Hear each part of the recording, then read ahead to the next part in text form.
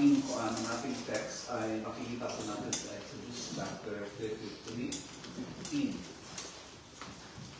And I entitled this, pwede natin entitle ito na iba't ibang mga titles.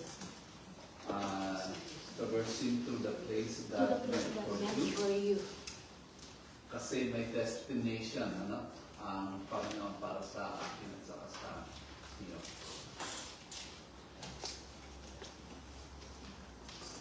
Iniisip ko talaga yung title kung paano ba bubuuin yung title. But sometimes may nakalagay na traversing the roads to your final destination. Kasi pagka-road lang, parang nandun lang tayo sa daan. Pero may dadaanan kasi tayo. Kaya habang dumadaan tayo sa mga roads, maraming mga pagsubok, maraming mga bumps, and maraming rough roads.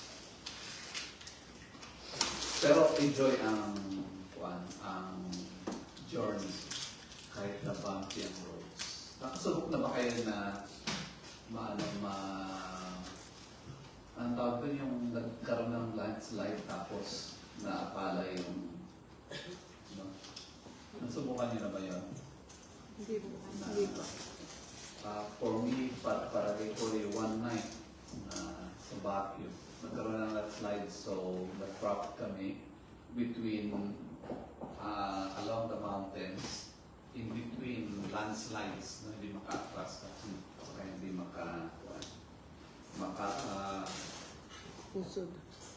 makausad. So, ang ginawa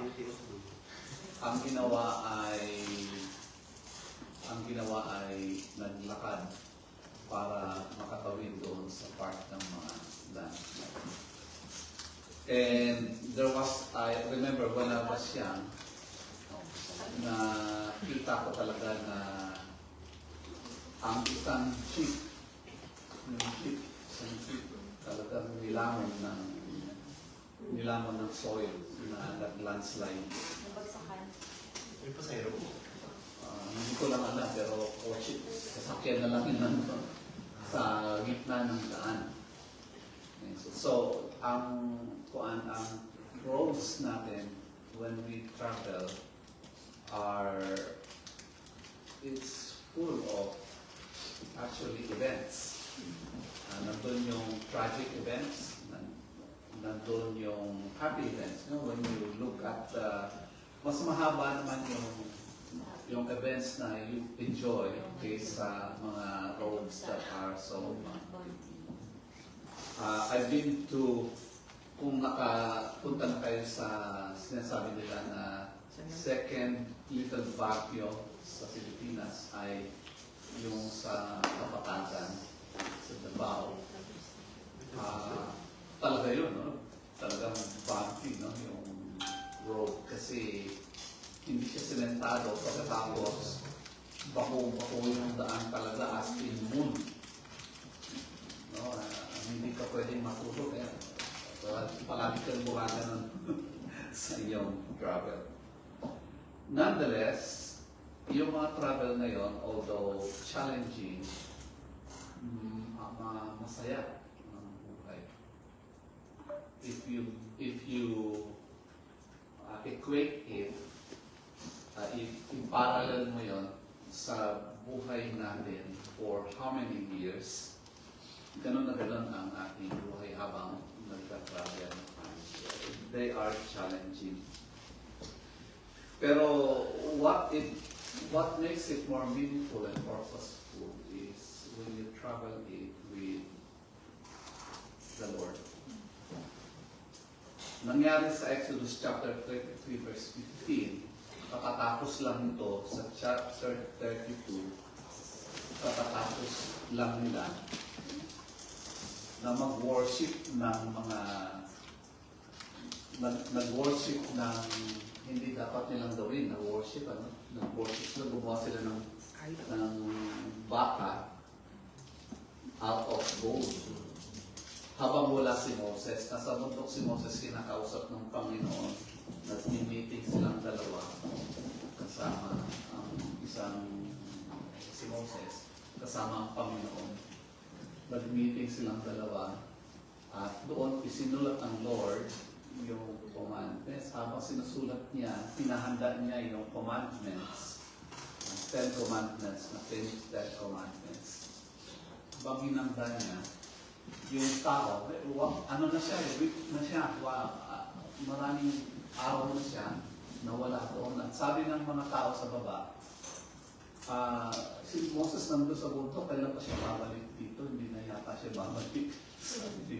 Sabi ng mga tao. So nainip sila sa paghihintay. Ang ginawa nila, sabi niya, ganito gawin natin. Inutusan nila si Aaron at saka si kasama niya. Inutusan nila na mag-kolekta, gagawa sila ng Panginoon, mag-kolekta ng mga gold.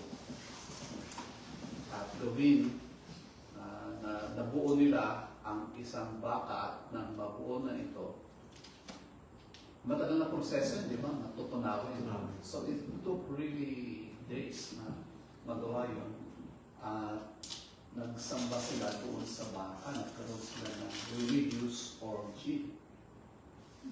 Tapos sabi ng Lord sa kanya, listen Moses to the people in the valley.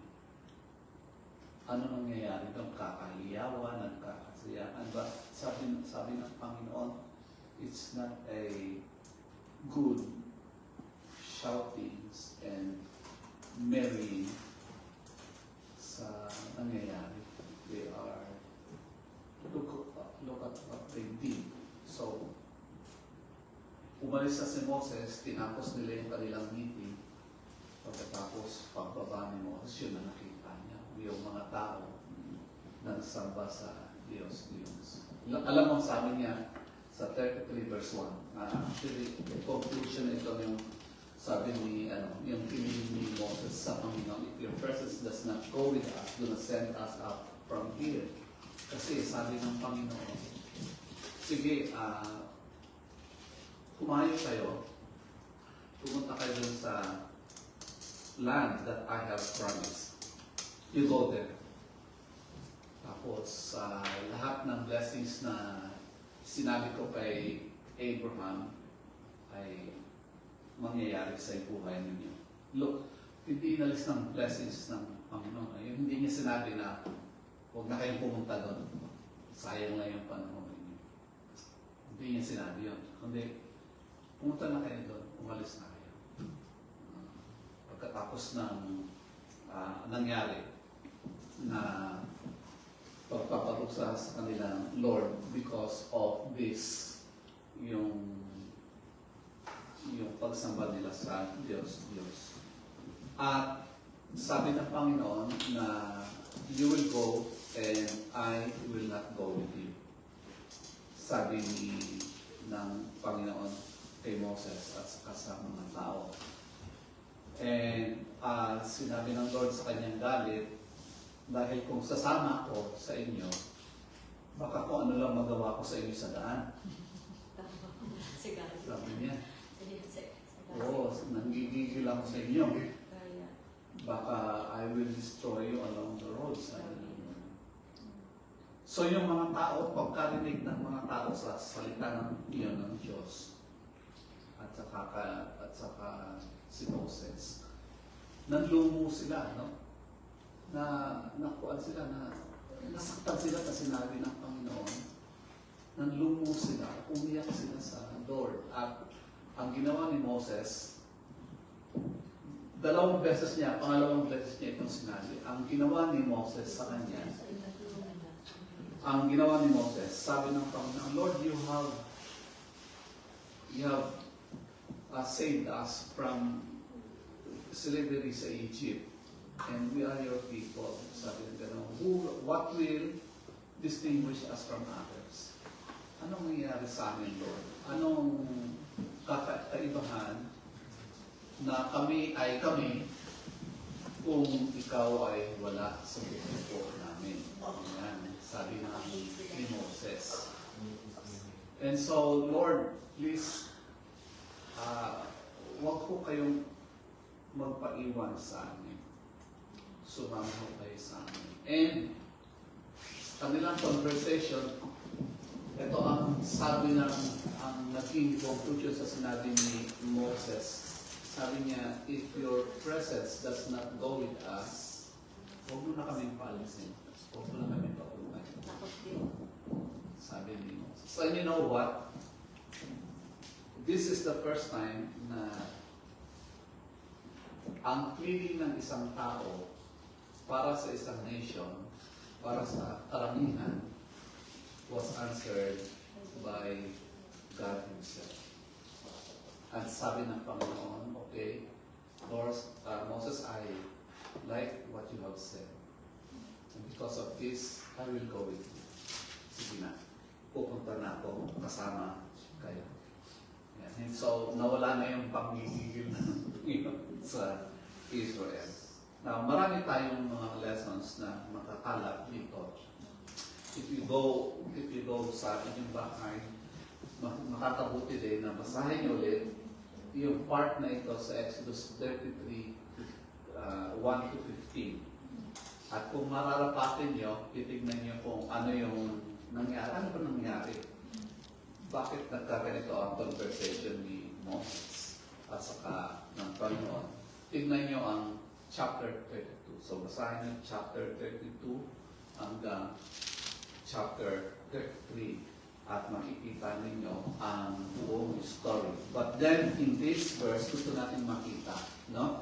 Ang kabuuhan kung ano ang importance ng presence ng Panginoon sa atin. So, while traversing the roads to your final destination that God meant for you, kasi meron kang place where God had planned for you. So, what God had planned for you, lalakarin mo yan. Pero dapat kapag ikaw ay naglakbay patungo doon sa the destination that God had meant for you, there are things na napaka-importante na hindi mo dapat iwalay sa iyong buhay.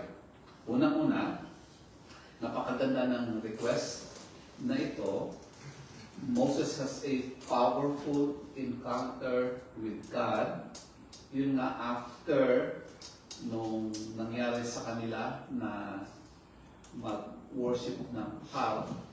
And what we can see sa request ni Moses, nagbigay siya ng importance of God's presence while going through the roads that God had meant for you to be and the place where God destined for you to go.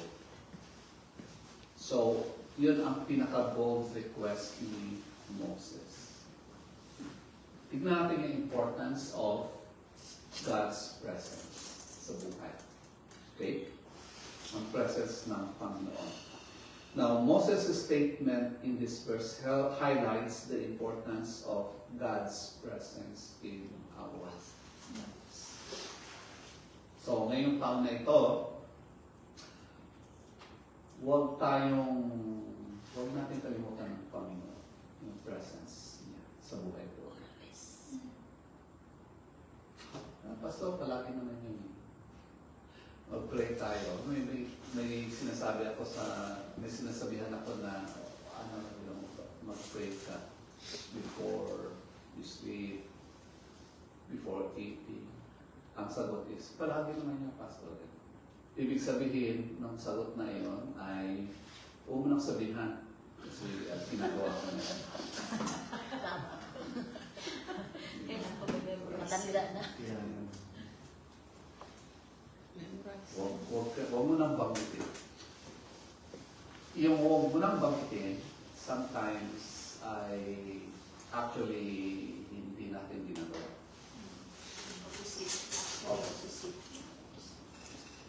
Sometimes, not all the times, but sometimes. Because without God's presence, we are lost and directionless. Kung wala kung hindi tayo mananalangin, no? Kung hindi tayo mananalangin, baka yung patuloy ang pananalasa ng mga natures sa atin. You know, pumasok ang taon, alam mo, sa Iran may bombing. Ang pinagbibitangan nila ay ang Jews, pero ang umamin ay ano yun, yung Islamic. Ano yun? ISIS. Nagsasabi ISIS. So, hindi nila alam kung, hindi natin alam kung. Pero ito, yung ang Japan, nagkaroon ng earthquake. 7.5. Ang North Korea nagpasabog 6 times. Sa harapan ng 6 times sa harapan ng South. Yeah. Pinagano na ang mga kababayan natin ay pinagbalot na, pinapunta na sa shelter. So hindi natin alam kasi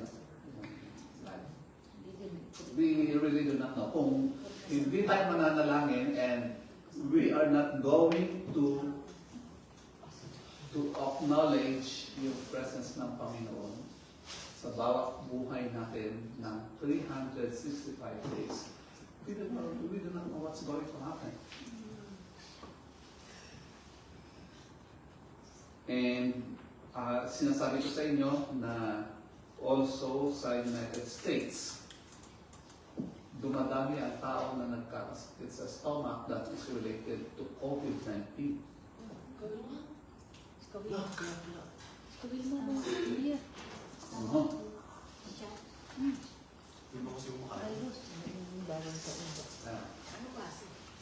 So, ayaw ko yung gamitin itong mga events na ito na parang natatakot tayo. No, I don't mean that. Kailan, huwag natin kalimutan ang presence ng Lord sa life natin. Because ang tendency natin is to forget. Hello? Forget. Si Moses nga, ilang araw lang na punta sa bundok. Kalimutan na nila. Kinalimutan na nila ang Panginoon na nagsabi sa kanila na humayo kayo. Umalis kayo sa Egypt. I'm going to say. After 10 miraculous, after the 10 miracles na ginawa sa kanila ng Panginoon, ano? Hindi ka ba rin ba na ano doon? Hindi pa rin talaga. Hindi ba nag-sink in sa kanila yun? Stubborn. Gumawa pa talaga sila ng calf para sambahin yung calf. Wala nang ginawa sa kanila yung calf.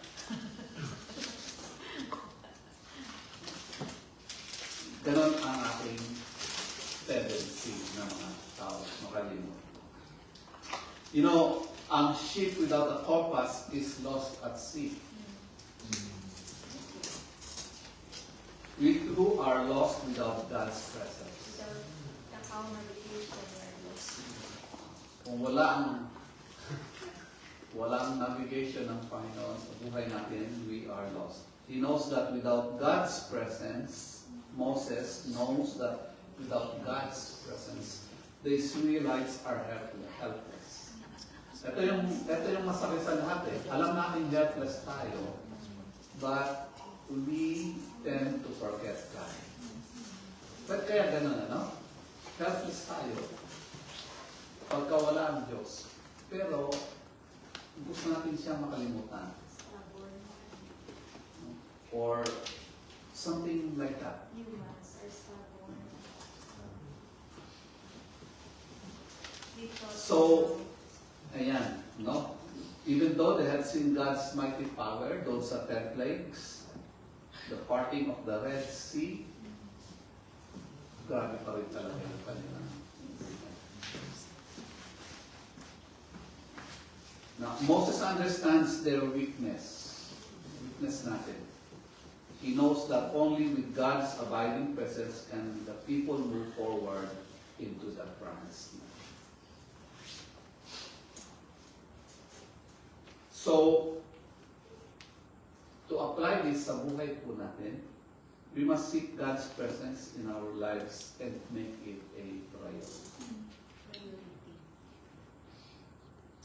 Every science, ano yung science?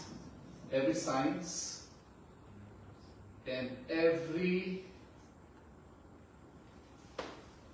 thing that will make us to remember God, kailangan gawin natin sa life.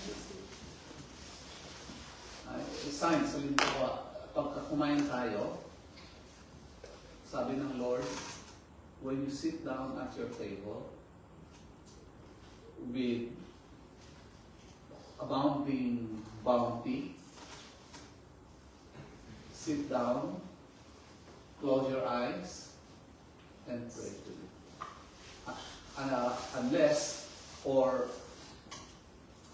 something like this would happen, sabi niya, you might forget me if you will not sit down and give thanks to me. Yung simple na pagpapasalamat sa Panginoon when we eat our meals is a sign that we should keep on remembering the Lord sa buhay po natin. Moses' plea resonates with us today. We too need God's presence in our lives each day. Kailangan natin yan. We are incapable of living the Christian life of our own strength. Kailangan natin ang Panginoon. Marami tayong mga, hindi ko alam kung alibis o ginagawa natin na alibis ng mga bagay-bagay. Busy ako. Meron akong ganito, meron akong ganyan. This time. And so we forget ang tendency. Later on, wala na. Yung heart natin is no longer on fire. It is already frozen cold. Kung pababayaan natin. We need the Holy Spirit to guide us, convict us, encourage us, and empower us. Just like the Israelites, we are prone to wander and fall into sin. Wala tayong pinagkaiba sa kanila. As I was thinking about this,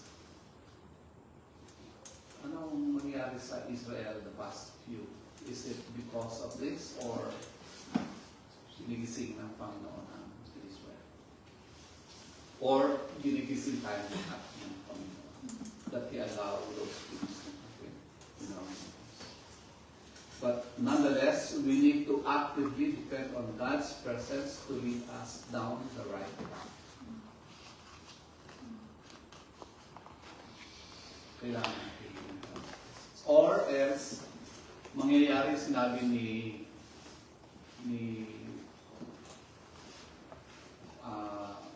preacher na Python, sabi niya na the human heart, the human life, the humans are like a ticking bomb. We destroy ourselves. Kaya ganun, ano? Ang tendency natin is to destroy ourselves. Kakapagtaka yun, ano? Diba? We destroy ourselves. Iba-iba. Ang pinaka-extreme, punta kayo sa Middle East. That's how they feel. That's how humans destroy themselves. Pinakasok. Pababayaan ang sarili. You know, there was a Filipino, napanood niyo ba yan? Sa Canada. Nakakaawa talaga siya, no? Yung family niya na also broken. And nung nalaman niya, 30 years na siya nagtatrabaho and then for nothing. And so naging homeless siya, nurse. Kung mapanood yun, nandiyan yata sa I was actually, my heart was crying. No? Kasi ito yung tao. At matagal na siya. 6 months na siya nung nagkalabi-laboy na Congress. 6 months. When he was found out. So sabi ng vlogger, sabi niya, maaari pa magamot yun, hindi pa ipsipin. Pero grabe na yung kanyang, yung physical toll sa kanyang, na nangyari sa kanyang, yung at this time, no, nandun siya sa kalagitnaan ng mga ice, magpapahinga. No. Just no. Na-ice na yata yun, hindi na snow yun. Ice na siya. Napakalamig, tapos hindi gano'n. Mabuti tayo, may kumakapal yung ating winter jackets. Talagang mamulis na. And so, nagkakaroon na siya ng involuntary muscle movement, no? Yung para bang, ewan ko kung paano alas tatawag, nakalimutan ko na yung tao na yung kilos niya mga gumagano. So, involuntary, pinakain siya, ganun talaga yung what I'm saying is, ano yung hairline difference ng normalcy natin at saka yung lunacy natin. Pag naging lunacy tayo, hairline difference lang. Kung wala ito ng Panginoon, we fall into such the same kung ano yung mga nangyari. Because we try to kill ourselves. Some killing themselves softly. In a safe way. Kill ourselves. Sometimes softly. Hindi tayo kagaya ng mga middle sister na talagang durog kung durog.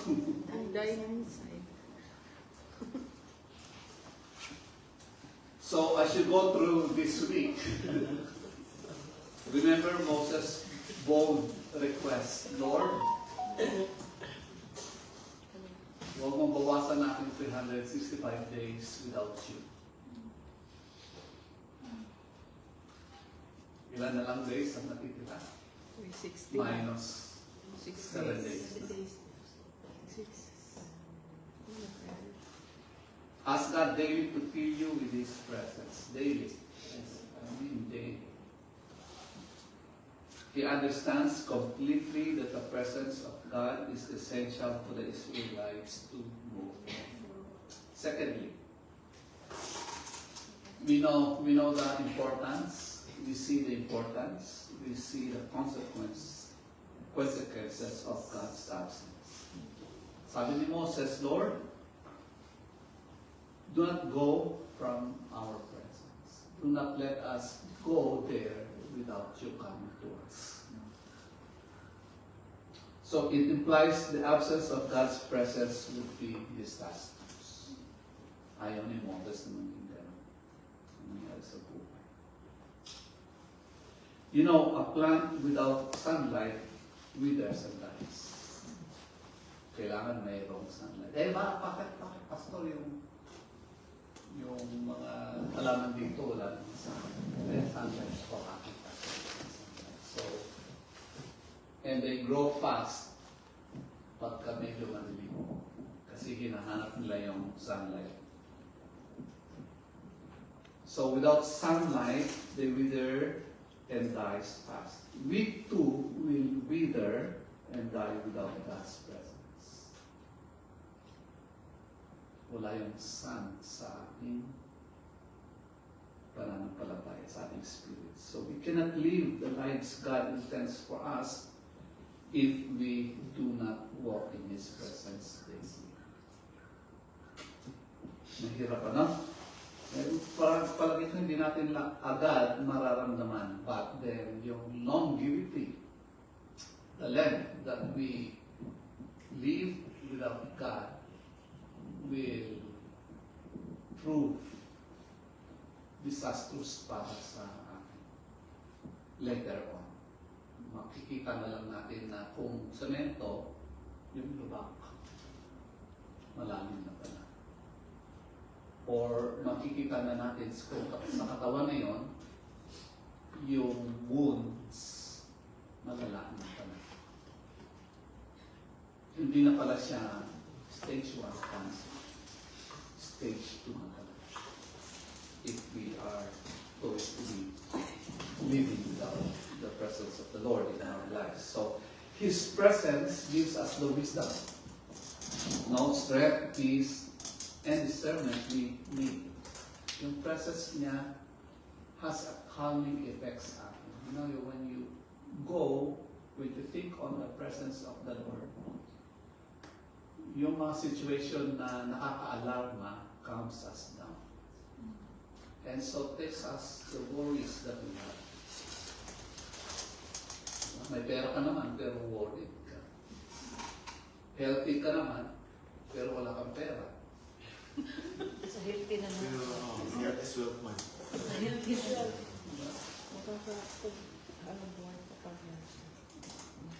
So, wala kang peace. You have all this, healthy ka, financially okay ka, pero wala ka naman peace. Wala kang insecurities. So, with God, meron tayo no. It is the wealth that we have. Yung pinaka-wealthy na tao, yung magkaroon siya ng peace, at saka magkaroon siya ng comfort, magkaroon siya ng happiness. And that's your blessing. Because people may have this, but they do not have this spiritual riches sa kanilang buhay. When you have those, kahit na napakalamig ng snow, you are very strong. Because you have this strength coming from the Lord. Without Him, we operate out of our limited human abilities and understanding. Sabihin mo lang, bakit ba mayroong tanggi-bilera saka meron bang bomba na hindi lang isang tao pwedeng buksain isang nation? Pag nagkaroon ng nuclear war, it's not only one nation, the whole world. Pag pinasabog ang sabi ng mga articles, pagkas pinasabog ang lahat ng nuclear, it will take 7 Earth para ma-absorb yung mawawasak ang 7 Earth sa lakas ng. Why is that? Bakit kailangan pa ba yun? Right? Saan nagsimula yun? Nagsimula yun sa maliit na pagnanasan. Ang pagnanasan iyon, halimbawa, i-subjugate mo yung isang tao, gawin mo siyang alila, i-enslave mo siya, lahat gawin mo sa kanya ng masama. And then, hindi nagkasya sa isang tao. Naging 10 tao, naging 100, naging isang barrio, isang nation, and then the world. Ganon na tayo. If we operate out of our limited human abilities, grabe yan. May isang caricature yata ito, isang tao na napakalakas, no? Napakalakas niya. Mapapasan niya ang mundo. Pero napakahina niya in terms of control of himself. That he killed his own wife. Sabi niya, I am weak. Ganon ang tendency ng tao. Lalaki lang yun, Pastor. Hindi. Pati babae. One of the bloodiest monarchy in the history of the world was the Queen Mary. Kaya ang tawag sa kanya Bloody Mary. nag-declare siya ng isang gera at pinapatay niya, habang pinapapatay niya yung mga mahina sa kanila, Christians. nagtatalon siya doon sa kama na parang bata. Woman, tanda. Hindi lang woman, hindi lang man. Pati woman. But how do we walk in God's presence consistently? How? It starts with a heart that constantly seeks God. Huwag nating pabayaan na ang puso natin ay lalayo sa Panginoon. Seek God in your daily communion with Him through prayer, worship, and reading His Word. Huwag natin alisin ng worship tayo. Huwag natin alisin na kapag nag-worship tayo sa church, we worship Him. Sa bahay, worship Him. Nakahiga ka. If you feel like worshiping, kung may parang, bakit may parang kulang worship Him? Bakit parang kailangan ko ng something more worship God? As we do these things, our spiritual eyes open wider to see His hand in our circumstances. Pagka ginagawa natin. Staying in communication with God all day long is a key. All day long.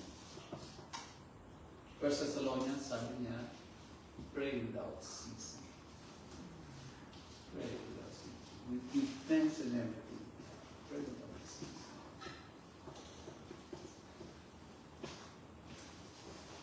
We can talk to Him about anything from the menial to the monumental. Kasi gusto niya ma-involve to every aspect of our lives. Actually, He is our strength. Meron tayong lahat. If God is not there, we are weak.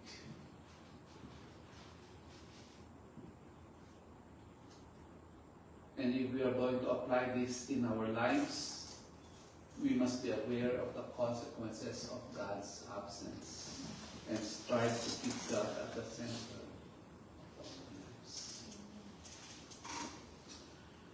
Invite Him. I encourage you this week to submit yourself in God's presence this day. Invite Him to guide your thoughts, words, and action in your life. Ang sabi niya, I will never leave you nor forsake. Let His presence infuse your life with grace, love, and power far beyond yourself.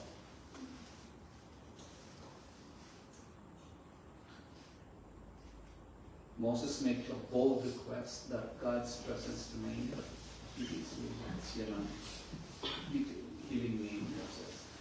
So he understands completely that they cannot move forward without the guidance, protection, and power of God. Naintindihan niyo this. I hope we understand that. Lastly,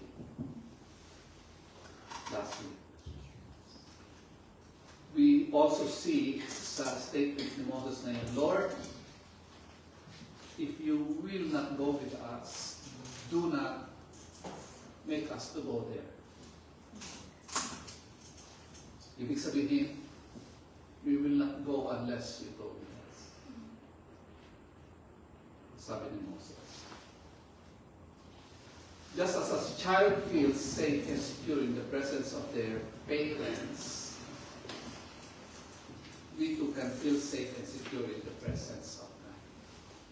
Secure tayo sa presence ng Panginoon.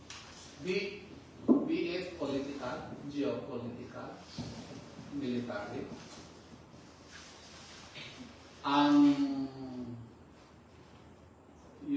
Di ba, ang isa sa mga signs wherein Christ is going to come magkakaroon ng one world currency. One world currency. Ibig sabihin ng currency, may pera. O, marami yan, 4 na bagay. One world military, one world leader, one world religion, one world politics, 4, 5, one world government, and then one world currency. And nagkakaroon ng tinatawag na BRIC. Nakalimutan ko kung ano ibig sabihin ng BRIC, pero pumasok ang Iran na nagsasabing we are going to drop the dollar economy. So they are going to drop, pinabalak nilang to drop the dollar economy. What will entail this? Yung kuan na ito, yung economy to be changed. What entails from this one? It means yung dollar mo, kung kayo ka ng dollar, it will amount to nothing. Hopefully, it will not. At bago mag-amount to nothing yon, ang pera mo ay napapalit mo na into another currency. Type of currency. Pero, cryptocurrency.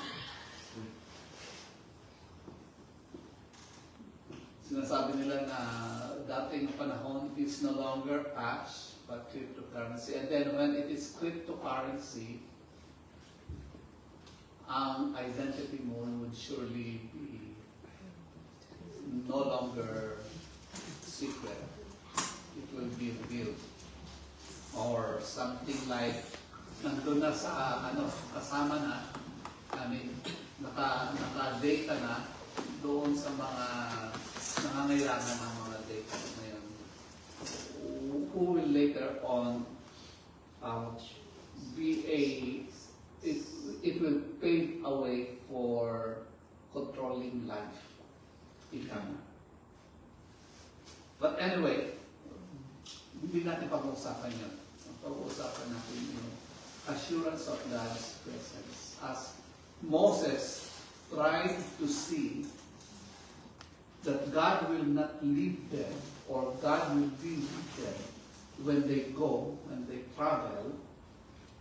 And I hope when we travel 365 days or 66 days, 366 days, we will not journey these days without God. But we will journey with you and I. So, we must have faith in God's presence and trust that He will guide us through lives. You have to trust Him. Ask Him, trust Him, rest on Him. Sabi niya sa Hebrews 13:5, sabi niya, I will never leave you nor forsake you. Pero kasama ito, sabi niya, do not give up the habit of meeting together, as is the habit of some. For I will never leave you nor forsake you. Another one, sa Matthew, kita po natin, na I will never leave you nor forsake you doon sa mga tao kung that's His will. Yung pagmamalakaya. Yung nasi-share ng gospel, nag-evangelize. Those who are serving God. Sabi niya, I will never leave you nor forsake you. Pinangako niya sa mga tao, yung sabi niya, do not forsake the habit of meeting together, na nagtatagpo para sa kanyang pangalan. Sabi niya, hindi ko kayo iiwan. Pinangako niya doon sa tao, mga tao na naglilingkod sa kanyang pangalan, sabi niya, I will never leave you nor forsake. So, I will never leave you nor forsake. Now, I want to encourage you to do 3 things this week. Ngayong week na ito. Una-una, Do not go without asking for God's presence into your daily life. Whatever, wherever you are going. These are the keys to opening our spiritual eyes to see Him at work all around us. So, ngayong year na ito, Lord, my life I will travel. I don't know where I'm going. All I know is I go to Kumchang and then that's it. Go back home. Go to my friends. Go back home. Tama, thank you. Diba?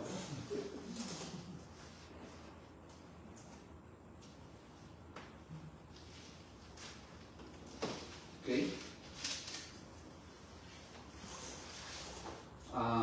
Nasa na tayo? And secondly, to challenge, no?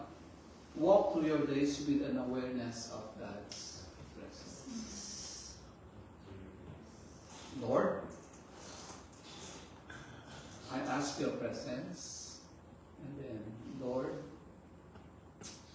let me be aware of your presence. Awareness of God's presence. Talk to Him constantly about small and large things on your mind. Minsan naiinis ka, talk to God.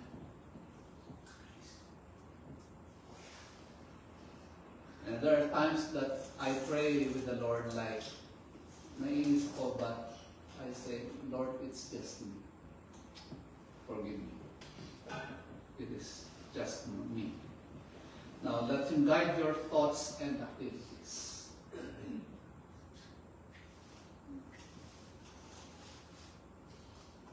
Thirdly,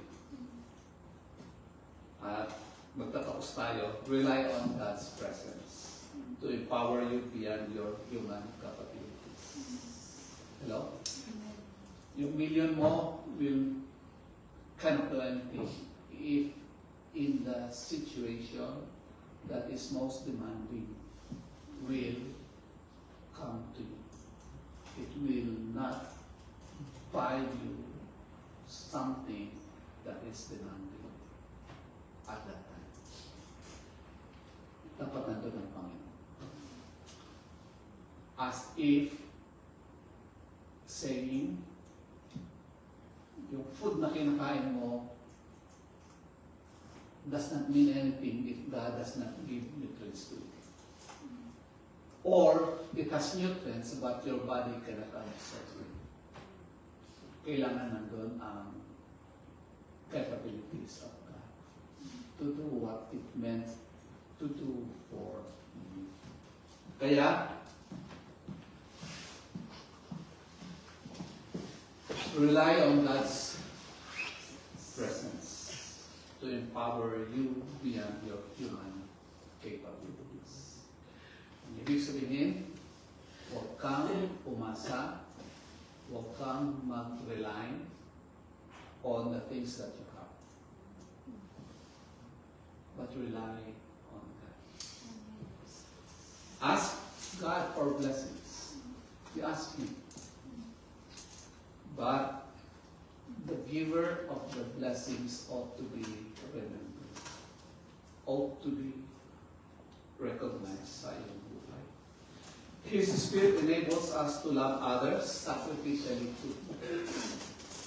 Kung wala ang Spirit ng Panginoon, there is no sacrificial love. We cannot serve wholeheartedly kung wala ang Panginoon. Resist sin valiantly if the presence of the Lord is not there. We cannot step into His purposes boldly kung wala yung fire ng Panginoon from His presence. You were never meant to live the Christian life in your own strength. It's with the power of the Lord. Amen? Amen? So, God's presence brings the wisdom, discernment, strength, and power you need. Draw near to Him this week and always. His promises. He promises to throw you to you. Do not go without God's presence. And tell him, Lord, I will not go if you will not go with me.